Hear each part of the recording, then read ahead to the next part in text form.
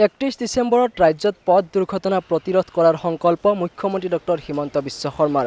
মুখ্যমন্ত্ৰী ডক্টৰ হিমন্ত বিশ্ব শৰ্মাৰ সেই আহ্বানৰ প্ৰতি সঁহাৰি জনাইছে সমগ্ৰ অসমৰ সৰ্বসাধাৰণ ৰাইজে। জালুকবাৰী সমষ্টিৰ আমিনগাঁৱত এই মুহূৰ্তত মই উপস্থিত আছোঁ।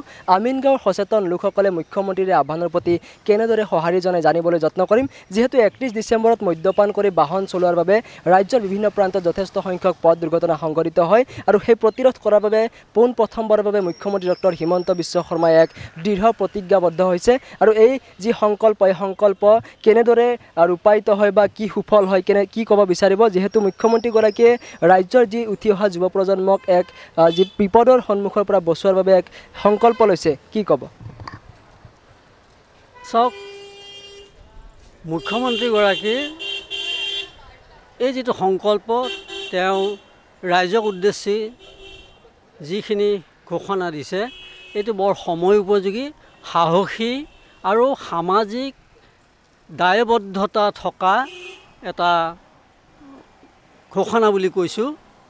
আপোনালোকে মন কৰিব যে এই বিশেষ দিনটোত নৱবৰ্ষৰ আগমনত বা এই চলি থকা বছৰটোৰ বিদায় পৰত আমি নৱবৰ্ষক আদৰণি জনোৱাৰ এটা উন্মাদনা থাকে আৰু বয়সস্থ মানুহৰ তুলনাত ডেকা ল'ৰা ছোৱালীবিলাকৰ মনত অকণমান নৱবৰ্ষৰ প্ৰতি আগ্ৰহটো বেছি হয় আৰু কেতিয়াবা আগ্ৰহৰ আতিশয্যতেই বুলি ক'ম তেওঁলোকে মদ্যপান কৰে,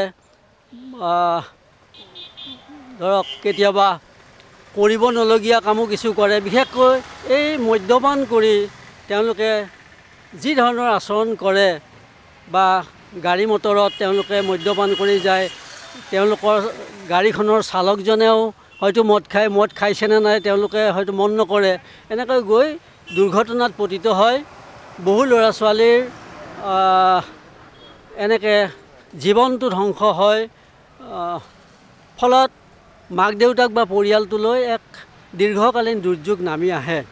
গতিকে এই কথাটো চিন্তা কৰি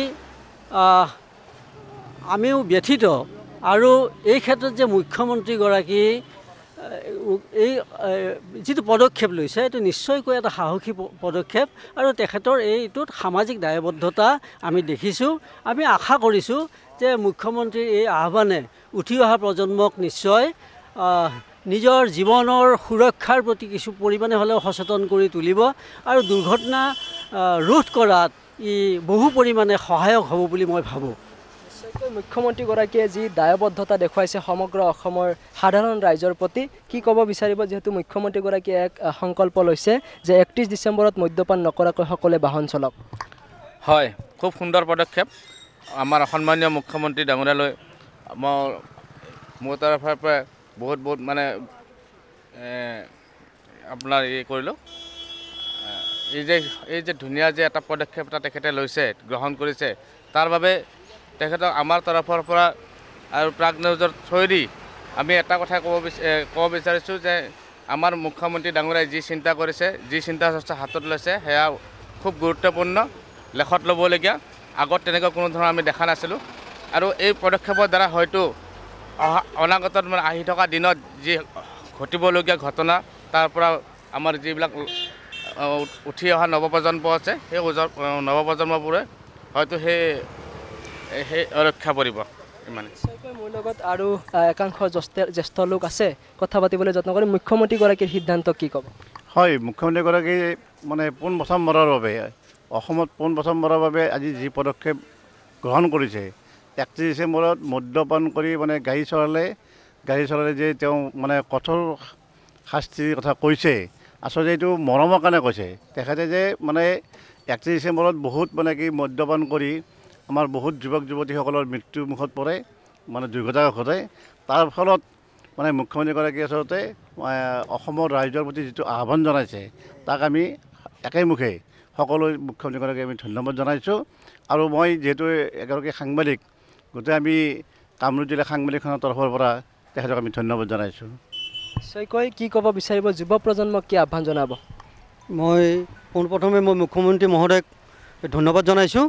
লগতে মই অসমৰ যি যুৱ প্ৰজন্ম তেখেতক মই এটাই অনুৰোধ জনাইছোঁ, আমাৰ যি মুখ্যমন্ত্ৰী মহোদয়ে যি 31 ডিচেম্বৰৰ দিনাখন যি মদ্যপান যিটো নিষিদ্ধ কৰিছে সেই মদ্যপান নিষিদ্ধ কৰাৰ যি আমাৰ যি যুৱকসকলে উঠি অহা যুৱ প্ৰজন্মই যি মানে মদ্যপান কৰি যি গাড়ী চলাই আছে তেওঁলোকক মই এটাই অনুৰোধ জনাইছোঁ যে সেই 31 ডিচেম্বৰৰ দিনটোত তেওঁলোকে যাতে আমাৰ মুখ্যমন্ত্ৰী মহোদয়ৰ যি মানে কি আহ্বান তাত সঁহাৰি জনায় আৰু তেখেতসকলে নিজৰ ঘৰতে তেওঁলোকে নিজৰ পৰিয়ালৰ লগতে তেওঁলোকে সেই 31 ডিচেম্বৰটো পালন কৰিবৰ কাৰণে মই বিনম্ৰভাৱে তেখেতসকলক অনুৰোধ জনাইছোঁ।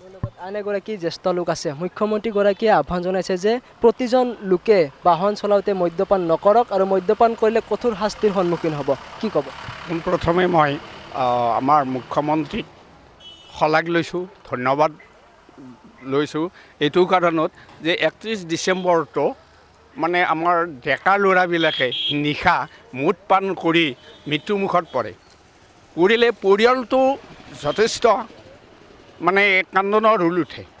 গতিকে মুখ্যমন্ত্ৰীক মই এইটো ক'ব বিচাৰিছোঁ যে মই অদ্বিতীয় মুখ্যমন্ত্ৰী বুলি ভাবিছোঁ। কেনে এই কথাটোতো যদি তেখেতে ব্ৰেইনত তুলি ল'ব পাৰিছে, আগৰ মুখ্যমন্ত্ৰীবিলাকে কিন্তু তেনেকুৱা কথাবিলাক মানে তুলি ল'ব পৰা নাছিলে। এখেত অদ্বিতীয় বুলি মই বিবেচনা কৰিছোঁ, তেখেতক দীৰ্ঘজীৱী কামনা কৰিছোঁ।